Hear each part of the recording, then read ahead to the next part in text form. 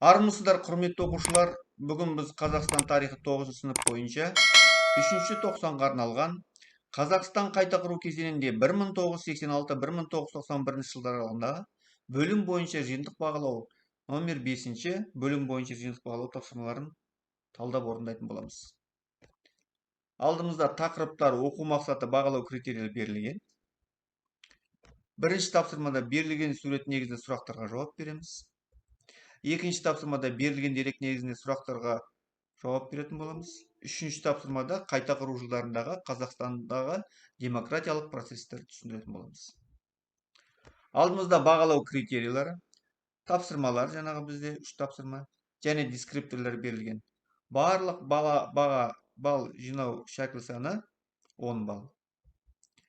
Онда құрметті оқушылар, біз өзіміз жұмысымызды бастайық. Бірінші тапсырма бойынша берілген сурет негізінде сұрақтарға жауап беріңіз. Берілген ескерткіш қандай тарихи оқиға байланысты қойылғандығын анықтаңыз. Бұл Алматы қаласында орналасқан 1986 жылғы желтоқсан көтерілісіне еске алу монументі. Тарихи оқиғаның орын алу себептерін жазыңыз. Қазақстандағы партиялық басшылықты ауыстыру бірінші. Екінші, КСРОда қоғамдық саяси даму бағыттарын қозғаған реформалардың жоқтығы.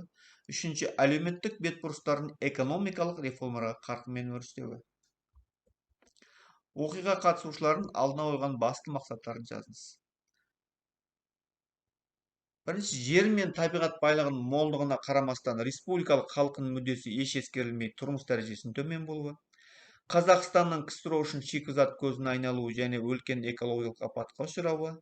Халық тұтынатын тауардың 60%-ның сырттан әкелуі, ұлт мәселесін шиеленісуі мен орыстандыру саясатын кең етек алуы, мәдени салаларды қамтыған кемшіліктер мен идеологияның үстемділігі, білім ғылымның қалдық принципі бойынша қаржылануы, адамның рухани дамуына жасалған кедергілер. Міне осындай кедергілер, құрметті оқушылар, қатысушылардың басты мақсаты болып табылады. Тарихи оқиғаның маңыздылығын дәлелдеңіз. Біріншіден, қазақ халқының ұлттық санасын өсуіне айрықша ықпал етті. Қазақтың сана сезімін ұлттық мақтаныш пен тәуелсіздік туралы түсінігін түбірімен өзгертті. Екіншіден, дербес мемлекет жолындағы күрес күшейді. Осылайша бұл оқиға одақтас республикалардың егемендігіне серпін берді. Атап айтатын болсақ, мысалға, Тбилисиде 1989, Бакуда 1990 және Вильнюста 1991 жылдары, тағы да басқа елді мекендерінде бұндай серпіндер жүріп өтті. Үшіншіден, демократия және адам құқығы бар толыққанды азамат ретінде көрсетті. Желтоқсан оқиғасы бүкіл халықтың рухани өміріне әсер етті. Ұлттық сананы өсірді. Кеңес дәуірінде қатты қысым көрген ұлттық рухты жандандырды. Екінші тапсырмада берілген дерек негізінде сұрақтарға жауап берейік. Мынандай өлеңде бар.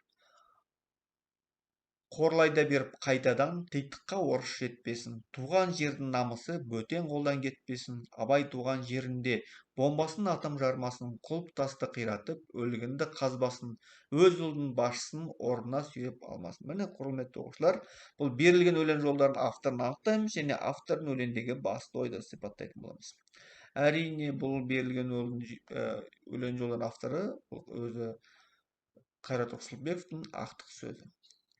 Автордың өлеңдегі басты ойын сипаттайтын болсақ, бұл Қайрат ағамыз Бауыржан Момышұлы ерлік еспен істелмейді дегендей, шовинизмге қазақ елінің, қазақ халқының естесін бастырмау күресінде перзенттік ұлыс сезіммен бел байлап шықты.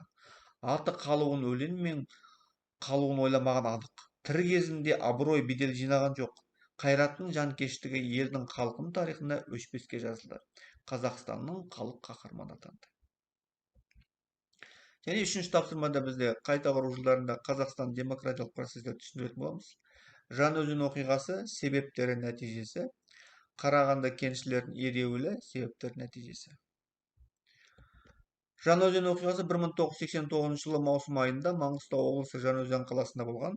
Жергілікті халықтың бас көтеруі, бұл әлеуметтік кикілжің шығуына басқа республикадан келіп жұмыс істейтіндер жергілікті халықтың дәстүрімен, мүддесімен санаспай, дөрекілік көрсетуі себеп болды.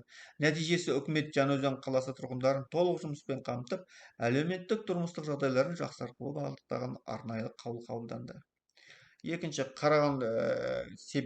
Қарағанды кеншілерінің ереуілі 1989 жылы 20-22 шілде аралығында болып өтті. Кузбасс пен Донбасс кеншілерінің ереуілін қолдай отырып, Тентек, Долинка, Ксрон 50 жылдағы абай шахталары жұмысшылары 20-шілерде жұмысты тоқтатып, еңбекті ұйымдастыру мен ақы төлеуді жетілдіру, тұрмыс пен демалыс жағдайын жақсарту жөнінде бірқатар талап қойды. Нәтижесінде кеншілер еңбекін көтеру, шахталар жұмыс жағдайын жақсарту, азық-түлік тауарларының түрлерін көбейту сияқты талаптармен бірге Семей ядролық сынақ алаңын жабуды, бүкіл одақтық ведомство монополиясын жоюды талап етті. Нәтижесінде кеншілердің талап етуі бойынша ереуілге келген Қазақстан орталық комитетінің бірінші хатшысы Нұрсұлтан Әбішұлы Назарбаевпен диалог жүрді. Ол жергілікті теледидар бойынша көрсетілді. Республика басшысы кеншілермен бірге мәселелерді талқылап, олардың мүдделерін қорғау бағытында жұмыс жүргізуге уәде берді.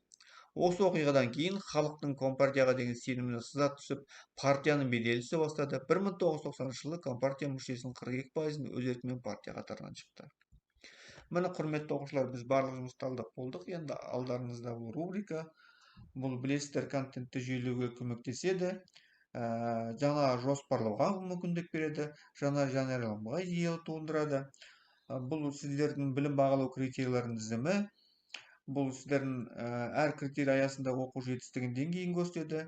Күтілетін оқу нәтижелерін және оқушылардың жетістіктеріне сүйенетін бағалау өлшемшартын сипаттау тәсілі. Ал құрметті оқушылар, қандай да бір сұрақтар болса жазыңыздар. Мен әр уақытта сұраққа жауап беруге дайынмын. Сіздерге алдарыңызда тұрған сынаққа сәттілік тілеймін. Келесі кездескенше аман есен сау болыңыздар.